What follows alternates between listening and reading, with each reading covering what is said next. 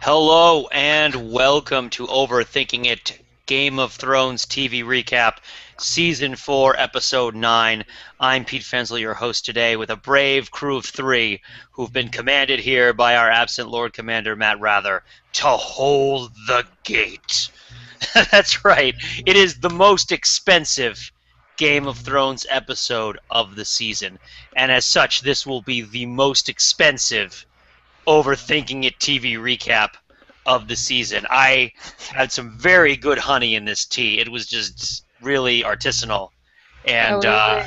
yep, and this is my Galaxy S4 phone, which these are like the most expensive things I have in this entire place, other than this Nicolas Cage snow globe, which was a prize that we won in trivia. Hey, I won that with Hey, you. you did, and that's the voice of Ryan Sheely. Here, let me cut to the chase. Thanks for listening to us on our feed. Thanks for watching us here on YouTube. Those of you who are live, please do tweet us your questions and comments about the episode. This is a tricky episode to discuss. It doesn't give us as much fodder as last episode, and it hopefully won't give us as much as next episode, which we hope is a barn burner. But there are some interesting things to talk about, and we love to engage with you guys, hear what you have to think and say about the big battle scene. So let's, as we usually do, go around the horn to our panel, our brave panel of three, including myself, and ask you guys what for you was the scene or moment in this episode that provided you with a gateway to understand what happened. And that's tricky in this episode because so much of what happened was swordy, fighty, shooty, all that other stuff. But there was other stuff going on, and anytime there's fighting going on, if it's any good in a movie or a TV show, it's always about something else. So let's jump, as long as we've got Ryan's already spoken up. Ryan, oh, excellent. His video feed is up, ladies and gentlemen. Ryan Sheely, how are you doing, Ryan? Oh, good. Yeah, was my video? I didn't know that my video feed wasn't up. But yes, here I am. So, Yep. are we going in this order? Well, Ryan goes before. Oh, I was doing this by Video first. recap is This, ruined. yeah, this recap. Yes, all right. Yeah, please check out our podcast this week if you enjoy high concept work, needless extra effort. No, it was glorious. Our Edge of Tomorrow Groundhog Day podcast on the main podcast feed this week was one of my favorites in a long time. So we're going to actually go in alphabetical order by last name and go to, as is customary on Overthinking It, and go to Shayna Mlowski first for her take. Shayna, your hair looks wonderful tonight. Oh, thank you, Pete. Your hair also looks great. You know what? We're just a beautiful group, aren't we? All three of us. Yes, only I one of know. us, though, stopped to comb her hair before the video podcast started. Yeah, I put it through for like 2 whole seconds. um, yeah, so my Downton Abbey moment, and there weren't that many to choose from, as you said, Pete, was the very first scene where Sam and John are talking about the Night's Watch oath. And Sam was saying that it's actually a little open to interpretation with the sex thing, because it only specifically says that you can't have a wife, and it stipulates that you can't have children, but it doesn't say anything about not banging people. And I thought that this episode was very much about oaths. Obviously, you have that scene where, what's his name, Gren? Is that his name? The guy with the beard is holding the gate, and they're saying the Night's Watch oath.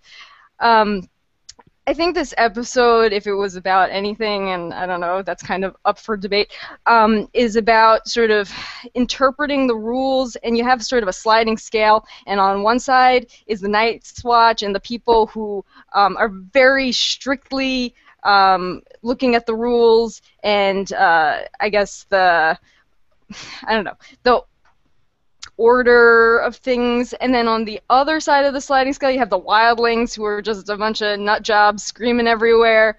But the thing that really matters is not looking at each word in the oath, but just, I guess, not going to the letter of the law, but the spirit of the law. And the spirit of the law is that you hold the wall by any means necessary, even if it's not the way we did things. You fight the giants, even though the books don't say that giants are real. You do what you gotta do, because that's what the oath means, even if that's not exactly what it says. If that makes any sense, that's what I got. All right. Well, thank you, Shayna. Shayna seems a little bit frustrated with the Watchers on the Wall. Would that be an accurate statement? I don't know about frustrated. It's just I think I've said this before, but this isn't my favorite subplot in the whole Game of Thrones Song of Ice and Fire thing. I find Jon Snow a bit boring. And also, this episode was interesting to me and maybe a little, not frustrating, but disappointing in that we've talked about how this fantasy series sort of subverts all of our expectations and all of the tropes associated with the fantasy genre. And this episode was very straightforward. I noted on Twitter that it was very much like 55 minutes of inspirational speeches. I mean, Belinky, who is our Overthinking It writer, who made that that famous video of the inspirational speeches in 2 minutes, he could have cut apart this episode and made a very similar video. And it was, they weren't mocking it, or, George R. R. Martin wasn't saying, this is the way other fantasy stories work, not mine. Yeah, they were playing it straight, which I guess some people might have gone, yay, that's, a victory, hurrah. But I expect more, Mm-hmm. Yeah, all they needed was defending the wall is a game of inches. I was kind of expecting Legolas to come and run up the mammoth and all that, but it didn't happen. All right. So Ryan Sheely, we heard his voice. So Ryan, what was your take on this episode? What was the scene that for you provided a gateway to interpretation, if there was one? Well, for me, it was also the Jon Snow and Sam nudge nudge wink wink. You ever been with a lady scene, right? So that scene reminded me a lot of the Monty Python sketch Nudge Nudge, right, where a guy is talking about, hey, you know what I'm talking about? Have you ever been with a lady? Hey, and then there's a lot of euphemism building up to the punchline saying, so what's it like? And Sam cuts to the chase a little more, and what John said in the line that I wrote down that I thought was a window into some of what was going on in this episode is the way that John described sex was that it's like you're entwined with a whole other person. And he fumbled a little bit more around that, but that was the heart of it. And I think that we saw throughout different sides of this battle and different parts of the prelude to it, different ways in which people are entwined with one another. I think, the most notable one is this site of the wall, which is to be the barrier, a clean barrier between the world of ruled men and the realm of the wildlings, and we see this becoming, and it's been much more permeable than it notionally is for a while, because the wall has been scaled and breached by Ygritte and Jon and that band last season, but that we're seeing now lots of different ways of intermingling and fusing, and and you even see this. Again, we see also the use of the guys who can go into a sea, who can become one and entwined with animals, and with our spy owl, and we can kind of bring the changes on this a little later on. But I just saw lots of these questions about kind of intermingling and merging, and then its opposite of separation. And I think that was kind of an interesting theme that was running through this episode. And I'd love to also talk about what this episode and this kind of arc about the North, its importance in the series. And I know that we have a no spoilers policy, but I think that for me, as maybe this is, I don't know if this is for me as a non-book reader or just this is for everyone, but I remember that in this season, as I've been watching what's going on at the wall, I've had the most trouble remembering what was happening at and north of the wall and why it matters, and that what is the stakes, why are the wildlings invading, and what are the stakes of that, and I think that for me it seems that that people say, well, we have to keep them out, but I'd love to kind of delve into that a little bit more about what that means, and both in terms of the narrative and in terms of kind of broader thematic concerns. Yeah, I think it's a pretty contemporarily relatable immigrant phobia kind of thing, where Right. the wall was put up to keep the White Walkers out. So that's what we think, right? And I'm not giving anything away. I'm just saying, the story is that the wall was put up to keep the White Walkers out, thousands and thousands of years ago. There are people who live on the other side of the wall for whatever reason. We don't really know why they're there, but they're there. And then the Night's Watch is sworn to keep anybody from crossing the wall.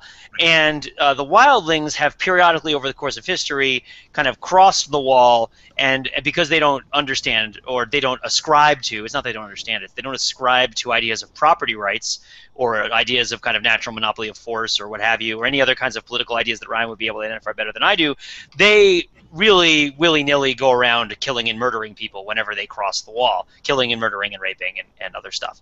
It's been, it's repeated often that the northern areas really hate it when the wildlings show up because they just kill everybody, they take all the stuff, all that other stuff. So the Night's Watch wasn't put there to keep out the wildlings. The Night's Watch has a big problem with the White Walkers that are coming, right? And Mance Rayder is leading the who, by the way, hasn't been in the season at all. I'm wondering if they're just saving money by just not having him in the season. He's leading the wildlings south in a retreat, not in an attack. He's trying to get away from the White Walkers who are behind him. And so he is sort of being pushed forward by them, but he also has this chip on his shoulder, and the wildlings have a huge chip on their shoulder about the way in which the Night's Watch and the Lords of the South have excluded them from things like warmth and farmland and things like that, even though they're not really farmers. So he is also making a point, as also a former Night Watchman, that I'm going to come and kill you. Right. It's a case of, just like with a lot of the show, it's like there's a real problem and then there's a socially constructed problem. Yeah. And the socially constructed problem interferes with people dealing with, like, well, I shouldn't say real, I should say the natural problem. Right. So the natural problem would be like, oh, this person is sick, or this person is like, oh no, there's like a big war that's happening, or we don't know how to run the country and everything's falling apart. And like the social problem is like, oh, these families are battling for influence against each other, and they can't agree on collective action or anything like that. So that's sort of why this is all happening. This, I think, go ahead. Oh, no, yeah, and I think that makes sense, and I think that the framing, I mean, I think it's hard, right, that one man's retreat is another man's attack, right? So that it's I feel like some of that gets lost because as the kind of what the Mance Rayder army moving south has become this inevitability. And again, I mean, it's interesting, and maybe there's something to this, that the why of why the Night's Watch can't let anybody through, and the why of why Mance Rayder and the wildlings are moving south kind of gets lost, right? And so that I mean, it is interesting that that there are other ways. Like, this isn't anybody's best case scenario. No one really wants to have this fight. And again, Mance Rayder, like you say, kind of does want to have this fight to teach the South a lesson or something like that. But there is there could be a much more mutually beneficial solution negotiated out on paper, right? That and so but I feel like that logic gets lost both in a little bit in how the wildlings are depicted. There seems to be, and again, there may be some diversity amongst the wildlings. There seems to be kind of killing for killing's sake, and or even just killing crows and killing people south of the wall for its own kind of intrinsic value, and that I feel like muddles the other kind of we are seeking refuge reason for that. I mean, I don't know. It gets harder to because I think that everything you described felt like something I knew intuitively, and yet it feels like it's hard to reconcile with how the wildlings are depicted, and maybe that's because we don't have a strong in the show a strong wildling point of view. We're hearing this through the hegemonic discourse of the south of the wall, right? We don't have the the wildling studies, the subaltern wildling studies perspective on this as much, and so I think that gets harder to understand. Yeah, I think it's also important to note, and I hate to be this guy, But this is another example of how the showrunners have kind of screwed the pooch on this season, which is they have continually added these little places where they make things more lascivious, more violent, more horrible. They've felt like the books aren't racy enough and like aren't salacious enough, and they've been adding all these salacious things. Like in the books, there's no cannibalistic Thens. The Thens are the most civilized people north of the Wall. They're almost as civilized as the Starks. They're not eating people. Right, like now, and I talked about earlier in the recaps this season how I kind of liked that they made the Thens cannibals because it's the kind of thing which, like, it kind of forces an issue. It kind of like sets up some energy, but it also really interferes with the underlying tension and irony of what's happening. And also, the whole idea, the show is also, well, all the thing about the stupid Night's Watch and the knives and the raping the women to death, and where I was from Flea Bottom, and now I'm the king of nothing, and all this garbage. That's all added from the books. None of that's in the books. Half the stuff with Ygritte isn't in the books.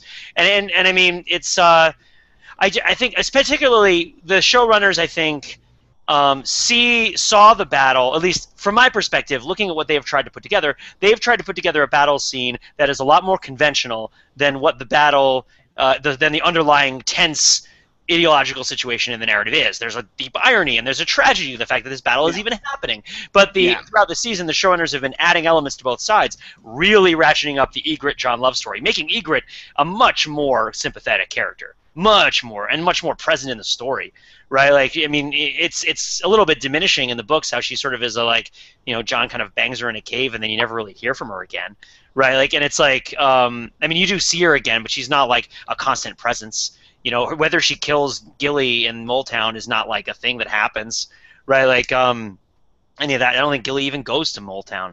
But at any rate, it's like by trying to make the main fight between the Night's Watch and the Wildlings easier to access, they've actually made it.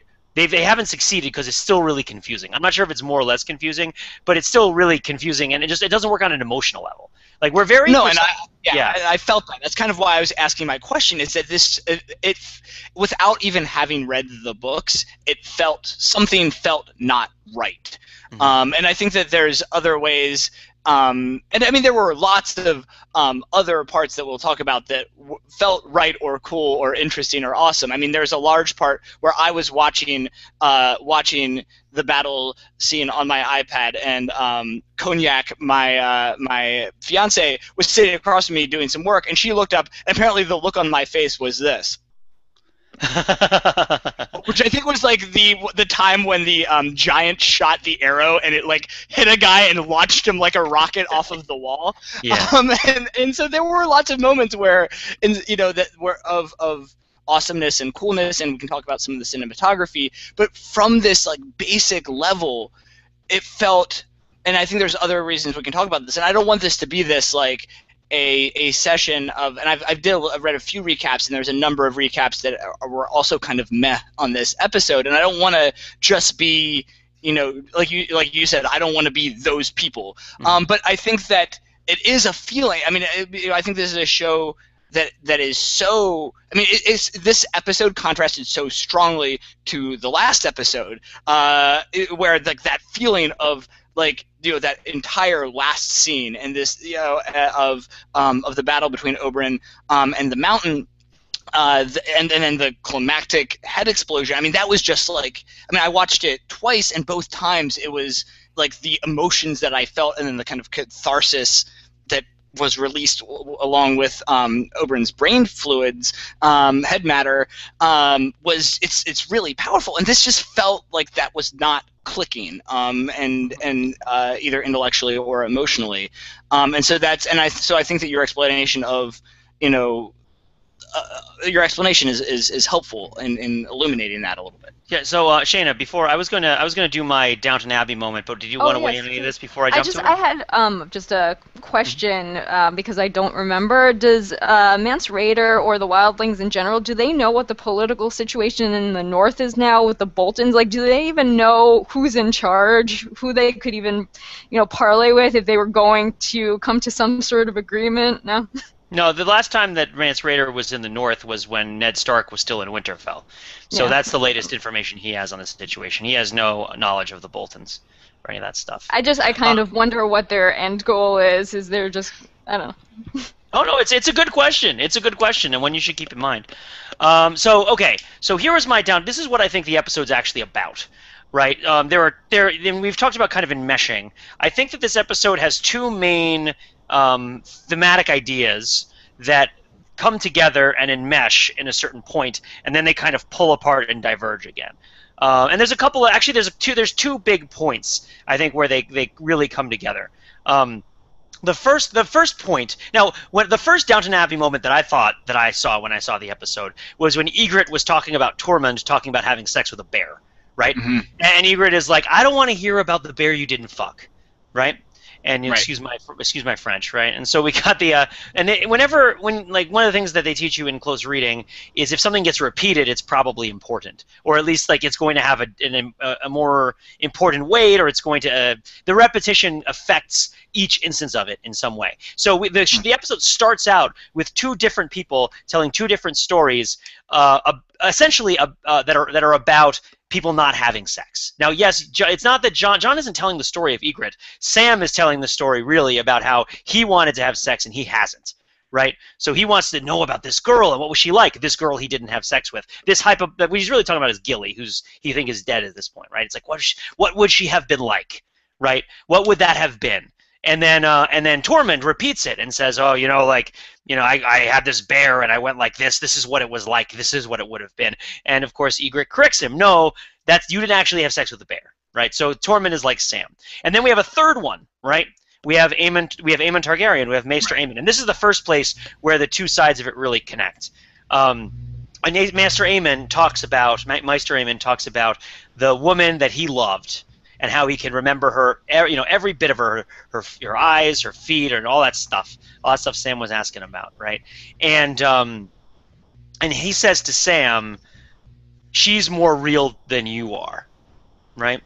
Now, that's interesting from a meta perspective because Sam is an actor portraying a character, and this story is, in a sense, realer than Sam in that it is a story within a story and thus more accurately identifies where it is. But more than that, there's this idea of people remembering the loves that they had in the past, the sex that they wanted to have or didn't have, all this sort of like the nice stuff, the stuff that Tyrion really likes, right? The sort of the good life, the good stuff, the love versus the duty. And then there's this other side. Now the other plot, I'm talking a lot, but the other plot is about people's identities and names. Specifically, it's about names and about crises.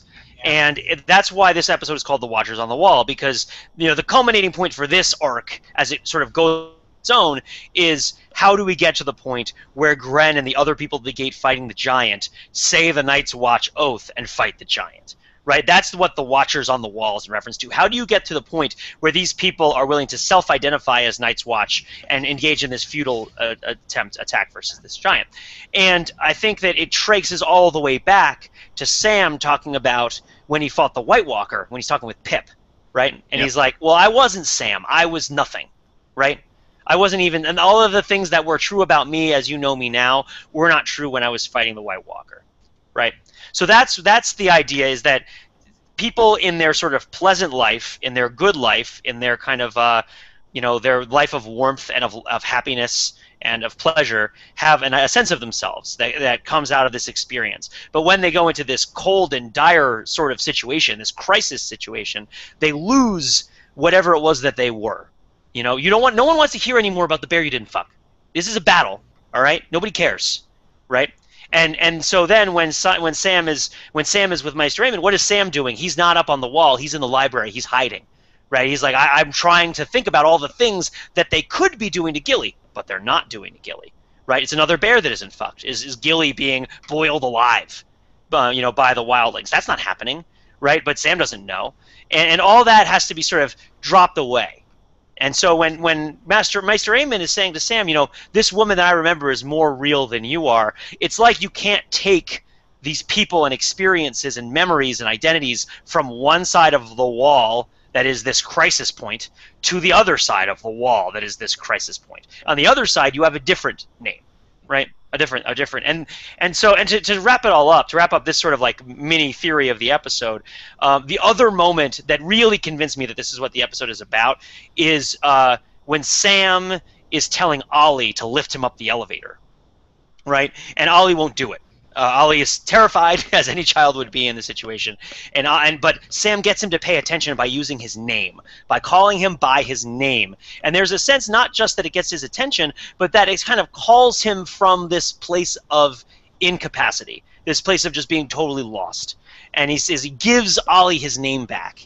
And then Ollie feels empowered to lift Sam in the crane. And then he tells Ollie to get a weapon, right? And then, of course, the consequence of this is that Ollie kills Ygritte, right, with the arrow. So you have this situation where the plots come together. That's the other place where they connect, where the bear you didn't fuck, which is like the love between Jon and Ygritte, which can't ever be again the way that it was and is never really going to be fulfilled. It's very tragic, right? Or that whole thing about like past memories and good lives and pleasure and warmth and all that stuff, again intersects with this idea of like you have a different identity when you're facing crisis and death and battle than you do when you're living your life at home in front of your fireplace. And then it hits this impasse, this crux. Then it's like, well, what happens? Everything hits and explodes, right? And that's sort of what I thought. I felt like that was the underlying story of the battle, to me anyway.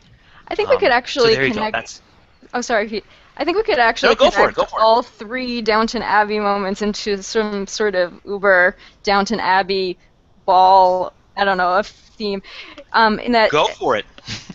Well, in the way that you have characters who are identifying themselves as individuals with specific names, or other people are identifying them as, you are Ollie. And then you have other characters who are defining themselves in relation to a group, like we are the Watchers on the Wall. So I guess the question is, where does identity come from? Which identities can get you to fight harder? Because you have Ygritte, who's torn between her people and Jon, and of course, being torn back and forth is what gets her killed because she has that moment of hesitation.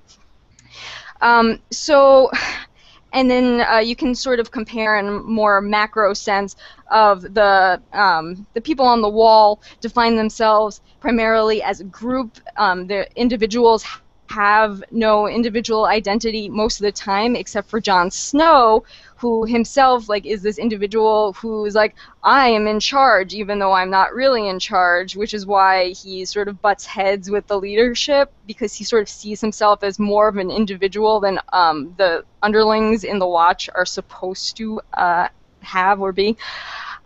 So meanwhile, you have the people on the wall who identify mainly as a group, and then you have the wildlings who are they're a group, but they're very loosely associated. I think you could say they're more individualistic as a people. You wouldn't say that Ygritte really cares about the wildlings as a nation. I guess she does a little bit, but I think she looks out for number one, and I think that's true of all of the wildlings. So I guess this fight, if you were looking at it from an ideological perspective, is sort of between the individualists who define themselves as, I am a person with a name, versus the people who define themselves in relations with others, and which is stronger. And, I mean, what do you think? Does that make any sense? Well, it makes sense. Oh, go ahead, Ryan. Were you going to jump in? No, go ahead. Oh, so it makes sense both in that it sounds like you are on the side of the wildlings and how you frame the because that's how the wildlings see the conflict between the free folk and the crows. But I know, but you're defining it in a way that favors the Night's Watch, right? Like you sort of, this is sort of the Night's Watch would not necessarily describe this as a fight between kind of individualists and collectivists. But that the wildlings would describe it more as such, but framing it as a fight between individualists and collectivists favors the collectivists. I just think that's an interesting back and forth. Maybe Jon Snow would probably see it as individualism, but they don't. I mean, they hate the wildlings so much. So what's the deal? I guess what is the Alistair Thorne, right? He's very firmly identified with the Night's Watch, right? Yeah, absolutely. We get to see his. It's interesting. That's actually an interesting thing to think of. Is if we see this. So just sort of who is really on the side? If this is a battle between collective action and individualism, which it very well might be, and the more I think about it, the more it kind of makes sense. But the battle lines aren't really straight. No, right? Definitely not. Yeah, because what sign is Jon Snow on? Like Jon Snow is an individualist, right? Jon Snow is like, I'm going to take command when nobody's here. No one else is taking command. I'm going to do it. I'm going to go out that gate. I'm going to find Mance Rayder, and I'm going to turn my long claw sideways, but it's just like, I'm going to punch him. I'm going to get in my boat and go upriver, and I'm going to punch that sorry son of a bitch bison so hard his kids can feel it, right? Like, Jon Snow is going all like Jean-Claude Van Damme on this situation, which is very individualistic, despite Jean-Claude Van Damme being Belgium, which is, of course, Belgium being a home of all sorts of international collective action. But that's neither here nor there. The point is that you see that Alistair Thorne has been a thorn in the side of Jon Snow for the entire show. Been being mean to him, mocking him, kind of approving tacitly of him being hazed, trying to get him, not letting him be a ranger, like all this other kind of stuff. And but here we see that he's actually pretty awesome at doing the one thing that he is dedicated to doing, which is defending the wall, right? So maybe he wasn't a jerk the whole time. Maybe he was just a collectivist. And maybe he recognized to some degree that Jon Snow was an individualist and that his way of looking at things is incompatible with the way that the White Night's Watch looks at the world. Perhaps. I don't know. And then, of course, there's Janos Slid, which is a cowardice. I don't even know. But I mean, Ryan, what do you think about that? I mean, you know a fair amount about individualism, collectivism, institutions, indigenous peoples, all that stuff. Well, I guess... Well, I think that I mean, part of what I was thinking about is that what's interesting is, I mean, right? There's this chicken egg problem, right? That what comes first, the individual or the group, right? That like groups are made of people, just like Soylent Green. Groups are made of people, right? But I say that in that that rather than. And I think what's interesting is that even though we have, so rather than it being buckets, and I think Shanna, you kind of mentioned this as a continuum, and I think that's right. And what's interesting though is that even throughout the battle, you have people kind of wavering and oscillating in more kind of collective. Oriented behavior and kind of group-oriented behavior and kind of playing a social role in a group, and other times you see them being more individual. And again, Jon's an interesting example of this. Sometimes he's being Jon Snow, the guy who is a leader because he like just can't. He won't listen to anybody else, so he's going to do it, and he will either get killed or punished, or people will follow him. But in other times, he is kind of stepping up of losing himself a little bit in the right. So sort of what you were saying, Pete. He's kind of losing himself not just in the battle, but in the role. And I guess that. And I think that there's two other things that relate to this, two other pieces that I think relate to this kind of fluidity of individualism and collectivism, and seeing the ebbing and flowing of this with the ebb and flow of the battle. So one is, Meister Eamon says, like there's one very interesting thing that I remember in his story of, he says, when I was Aemon Targaryen, right? And so that and so that in that moment he is, on the one hand, indicating, Meister Aemon is the collective Aemon, because he's playing his role with respect to this this social organization, but then Aemon Targaryen is the individual side, and they're kind of and they're able to either coexist or they're able to kind of move fluidly moment to moment. And I think the other thing that visually, in the visual language of the fight, that for me ties up this idea of the fluidity between individual and collective is the awesome shot that pans around the entire battle scene and moves around everyone. And this is a kind of shot. I mean, the other kind of cinematography, or the other film, the recent film that uses this, is there's a scene in the Avengers movie that does this. But then actually, some of the earliest uses of this kind of movement of the camera through a sort of circularly around a kind of big area. I associate it a lot with the French filmmaker Jean Renoir, and he does it a bit in a film called The Grand Illusion, and there's a few other of his films which he uses this as well, in which this movement and this is he was a French filmmaker of like the 30s and 40s, primarily was this kind of high period, and some of these really famous early shots of kind of panning around a space are meant to, one of the things that evokes is, of a collective, right? And that, and I think what's interesting though is that as you move and as you pace one of these, you see the visual language shows that there is individuals doing these things, but in fact there is a whole. And right, so what's interesting is that even though war or a battle is kind of envisioned as just a breakdown of order and a kind of just, I guess, individuals throwing themselves against each other, there is in fact a constitution of a collective in that moment. I guess this gets back to kind of what I was seeing in this, of the kind of intermingling, right? So that that in this moment where they're all there and they're all part of this landscape that is this totality, this circle, that in fact these two sides become part of one collective, and the collective is this warring thing that's happening. And so it's not even a breakdown; it's just a recreation of something else.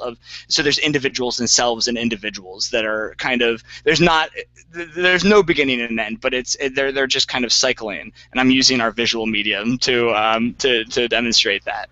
I think the scene go ahead, sorry. Shanna. Just very quickly, I really like what you're saying, Ryan, about the way the camera was moving. It was making me think of how plot-wise you have this interconnectedness, sort of like individuals taking one action that leads to another action that leads to all this, like a collective movement. It's sort of like Rube Goldberg machine, almost. Like you have Sam decides that he's going to do something after, even before that. So Pip dies. So then Sam makes a decision that he's going to go somewhere. So then he goes to Ollie, who needs to bring up the elevator. So then Sam tells him, take the bow and arrow. So then Ollie goes and he shoots Ygritte. And you could even argue from that decision and seeing Ygritte die, that sets John off that he's going to leave and talk to Mance Rayder. So you have all these individual decisions sort of stacking up, and the cards are falling down all in this like beautiful pattern, almost. So individuals leading to collective action, leading to plot. I like it. I think it's pretty cool. I really like this idea of seeing the big shot of the whole castle as collectivizing the Night's Watch, and also collectivizing the Night's Watch and the Wildlings, who often look indistinguishable from each other. There are a lot of shots in this episode of looking out at the field and just seeing a mass of people and really not knowing what to deal with. And then also a lot of people who have to move through this area, right? Janos Slynt does it, Gren does it, Sam does it, John does it, where they have to go in there, and there's these moments where they sort of stand there and you kind of wait to see if something's going to happen to them, and then they traverse the area. And the other scene this reminds me of, which leads me to think that this is onto something, is when Pip dies, right? So right before Pip dies, he shoots someone with his crossbow, right? And he's like, I killed one, right? I killed one of them. And Sam has to remind him that this isn't a battle about one person, right? It's about like the whole big thing. And of course now I can talk about it that way because I understand from the way you've been framing it that this is what the scene is about. That Pip he thinks, I accomplished the individual thing, and it's like you're not in an individual situation. And then of course he gets killed. And as Shayna points out, there's like a chain of events where individuals who matter to us as individuals are killed as part of this collective thing that's happening around us. Right, so the arrow that Pip shoots gets him shot. Well, Ygritte kills Pip, right? Isn't Ygritte kills Pip, which causes Sam to find Ollie, which causes Ollie to kill Ygritte. So there's also sort of like there's like a cool cyclicality to that too. You can actually think about it also in terms of the like one-on-one battles that happen throughout the episode, which is kind of like your war movie or martial arts movie cliche that you have all this stuff going around and you can't tell who's who and who's killing who. But then the sort of the crowds part, and then you have like these two people. What was it, Alistair and what's his name? Big guy with beard. Beardo, yeah. Beardo, like doing this epic fight. Tormund Giantsbane, is that what you're talking That's about? the one, yeah. And, you would think that these two people would come together and it would just be one individual against one individual. But then, it turns out that Tormund isn't killed in an epic way, and neither is Alistair. It just sort of comes to nothing. The battle continues. They're getting hurt doesn't really turn the battle one way or another, maybe a little bit. Yeah, so in any other movie, maybe you would have like this one big fight and that would be the end of it, because you have these two individuals and that's their individual climax. But no, it's really about everyone, right? But also one-on-one people. It is a problem with the episode that the battle doesn't finish in the episode. They should just finish it.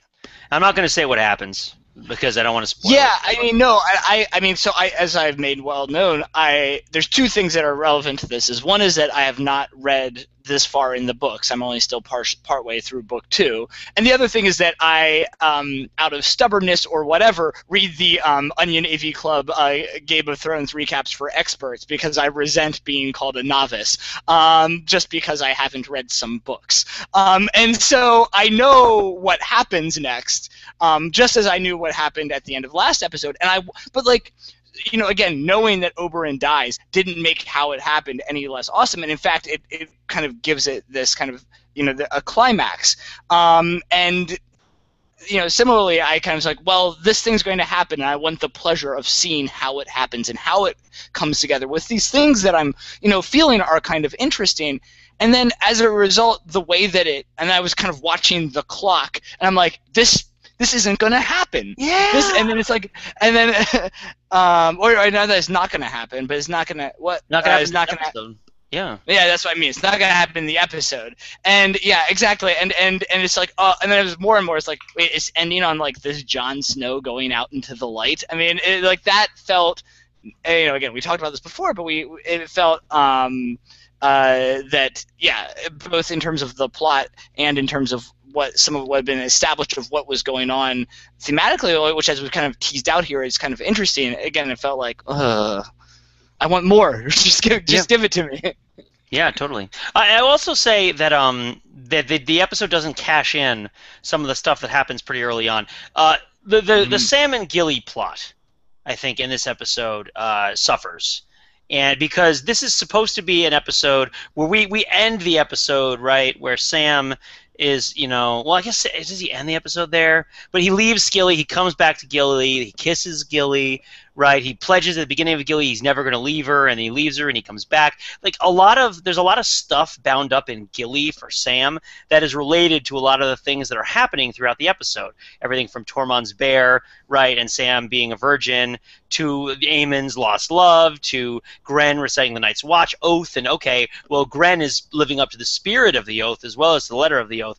But there isn't an end, there isn't a moment for Sam and Gilly where you see any sort of what's the word I'm looking for? Just like culmination, any sort of transcendence, anything that any climax to their plot. There's nothing that transforms their relationship in this episode, really. Right? There isn't an insight that happens. There isn't a moment of irony or connection or unity or anything. And I feel like that's one of the main shortcomings of the plot. That, and it doesn't end with requiring Tormund Giantsbane to have sex with a bear, which I think would have been another way to make it awesome.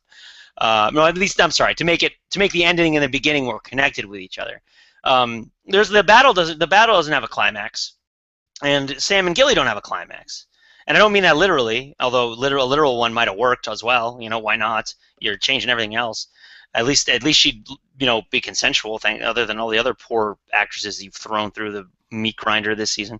That's a really cruel way of saying it. I apologize, but it's just like, yeah, I don't know. I am frustrated. I don't want to get too down on it, but I definitely feel like there is an ideological underpinning to the episode that's actually kind of interesting. There's a lot of themes in this episode that are actually kind of interesting. There's a lot of cool moments in the episode that are actually kind of interesting, and it just needs it all to come together. And we know that moment is coming if we know what happens in the story, but it didn't happen this episode, and that's so frustrating, right? And like that's pretty much like my take on the episode in general. I don't care about Jon Snow at this point in the story.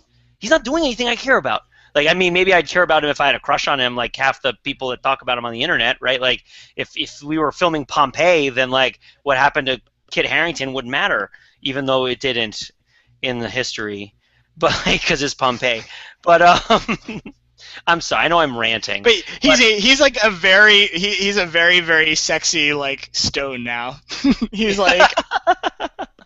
I know nothing. I'm also kind of interested. We have gotten nothing on the Twitters. This is the first episode in, like maybe 3 or 4 weeks where nobody's tweeted anything at us. I don't think people even have questions.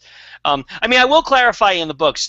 Throughout the course of the episode, my girlfriend who I watched it with, who is loves it and hates that the season is coming to an end, but is not a book reader, kept asking me sort of tauntingly, like, don't tell me, does that person die too? Does that person die? And I'm like, these people are all doing totally different things than they did in the books. I don't know what happens to any of them, right? Like I'm pretty sure that Gren makes it in the books and like is important later, and that in fact there's a whole other. No, I'm not talking about Grenfell Jones, known as Gren, one of Wales's best-known and longest-serving newspaper cartoonists, which we'll include him in the show notes. Oh boy! No, I'm talking about. Hey, I have a question. One thing we also have not talked about is the giants, giants and the woolly mammoths. And I have a lot of questions about them, right? Because it was just something that was visually stunning and kind of cool and high impact and kind of pleasurable in the kind of action / fantasy movie sort of way. But I think that I'd love to kind of see if anything. That is kind of going on with the choreography of the Giants connects to anything that we're discussing, or it is just kind of noise. But I have one factual question. Because I may have not gotten this right. When the giant is at the gate or at the first gate, and he's trying to pull it off. Now, is he using one chain or two chains? Well, you see, Ryan, the reason he's able to get that down is he uses the 300 foot-pounds of torque of the all-new Chevy Silverado.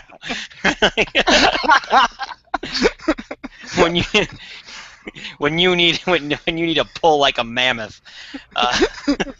Two chains. Oh, Shayna, please protect us from ourselves. Save us. I'm gonna not talk about the 2 chains, but instead about the way that scene was shot, or a lot of the scenes by the wall when the wildlings are coming in.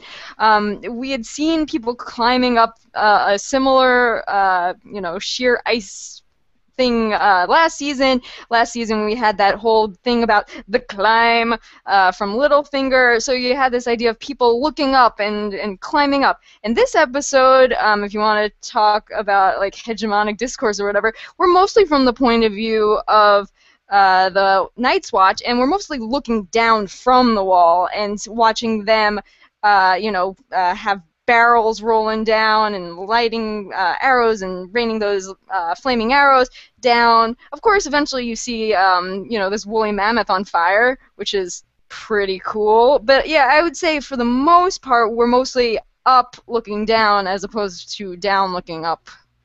Yeah, and there are 2 chains, because there's the second chain which he swings down to knock people off the wall, right? Which is, I guess, is that like a reference to the chain that doesn't appear in the Blackwater episode of season 2, which appears in the books? Like they use a giant chain. I guess it's a cool idea to like fling the giant chain down and hit people with it. That's kind of nice. But yeah, so there are 2 chains. But yes, but yeah, we are on the top of the wall. We're looking down at everybody else. We don't see a lot of the people. We only see the giants. The giants, I felt like they were portrayed as pretty tragic. I thought like their deaths were pretty tragic. Like the giant who is nailed in the back, right? Is like, oh, like that's like also the giants trying to get away from the fire that's coming down on them. I tend to think of the giants and the mammoths as having in the story as having an uncomplicated relationship with death, wherein they don't want it to happen to them, whereas like the humans have this weird sort of self-destructive impulse, but the giants are this sort of like this force of nature, right? And they're kind of like they know what they have to do to survive, and they have this vigor to them. And why? And even the giant deadlifting the gate, right? Like the sort of setting in place and like power lifting the gate. There's just like a simplicity and earnestness to what they're trying to accomplish. I'm now just thinking about giant CrossFit, which is like amazing, right? Like, and it just really like, like in the next episode, the Giants are going to do wall balls, and they're going to have these huge boulders that they're throwing up the wall. I could just see the Lord of Light cult members in CrossFit. It just seems like a good synergy there. I don't know. Mm-hmm. Oh man, the night is dark and full of. Yeah, the wad is dark and full of terrors. Exactly. That's true. Yeah, they just need a chipper. We can just make CrossFit jokes all day. I sure could. But yeah, so the giants are filmed, and that last giant who survives. They hold the wall, but nobody follows him. Like, is there kind of a sense that what would have happened if the giant had gotten through the gate? I mean, I guess they would have had a lot of trouble killing him, and he would have killed a lot of people. But it doesn't seem like it would have been much different from what had happened, right? Or is that the battle was so tight on the inside that if the giant got through, he would have upset it, and the Night's Watch definitely would have lost? Or he could have gone back and opened up the gate, right? Oh, I mean, like if he got through the inner gate, he could hoist the outer gate. He wouldn't have had to like. Yeah. He did it once, but I guess again that's yeah. It would be hard. It would be harder. Yeah. But maybe you could go up and be like, "Hey guys, can I have a little help here?" Like, and get two more giants on the other side, and they lift it together. Yeah. So okay. So we've talked about. I want to kind of reference what we've talked about. We talked about a bunch of the individualism, collectivism. What do you think about Alistair Soren's speech about the what does he call them? So the word twat is used, I believe. Is that what he uses for the people, the sort of underlings? Clever little twats is what he calls them. When he talks about how not to be confused with ginger minges. Yeah. Fair enough. This is awful, guys. We are off the rails. We're off the chains. But look, we are just like, I didn't make any of that up. We are responding to the source material. Like, this didn't come from my brain. We didn't land on Ginger Minge. Ginger Minge landed on us. That would be the title of this podcast if we titled these things in less useful manners than we do. By the way, if you're watching this on YouTube, yes, I got the title wrong. I think it says episode 10. It should be episode 9. I'm going to fix that in post. It'll be like it never happened. But anyway, Alistair Thorne outlines a theory of government, right, wherein it says that you know what leadership is? Leadership is getting questioned by every clever little twat like you, and getting second-guessed by every clever little twat like you. But what happens if the leader second-guesses himself? Then all of the clever little twats die, and the leader dies as well, right? I'm not sure if that's how it actually works. I don't think that's how that if like Obama for just a second questioned himself, we would all perish. But I mean, I guess. And it's interesting to think about certainty and leadership, because we've seen a lot of models of leadership over the course of the show. Oleana Tyrell and her idea of we need to have a royal wedding, right? And that's a way that we construct an idea of leadership and control. Tyrion being kind of a technocrat and being like, okay, I'm going to run the city well, and then people will like me for it. And nope, it doesn't work that way, right? Tywin and his ruthlessness and his, is just his brutality. In asserting his control over situations, Roose Bolton, and Ramsay Bolton, and them getting shirtless and knife fighting in their basement as a manner of conducting international diplomacy.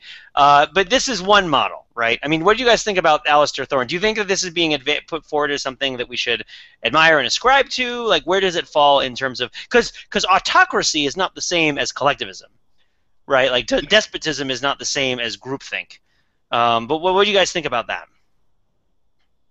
I'm just trying to figure out a way to compare it, even though he's not a leader, to what Sam was saying about how he was able to fight when he was nothing because he wasn't thinking of himself at all. And I guess you could argue that when you second guess yourself, you are focusing on yourself as opposed to focusing on others, and therefore you cannot rule properly. And maybe you could argue that a lot of the failed leaders in Westeros, the problem is that they are focusing too much on themselves and their own desires as opposed to focusing on the masses. I would have to go through each leader to see how true that is, but I don't know, maybe that's the point the show is making. I don't know.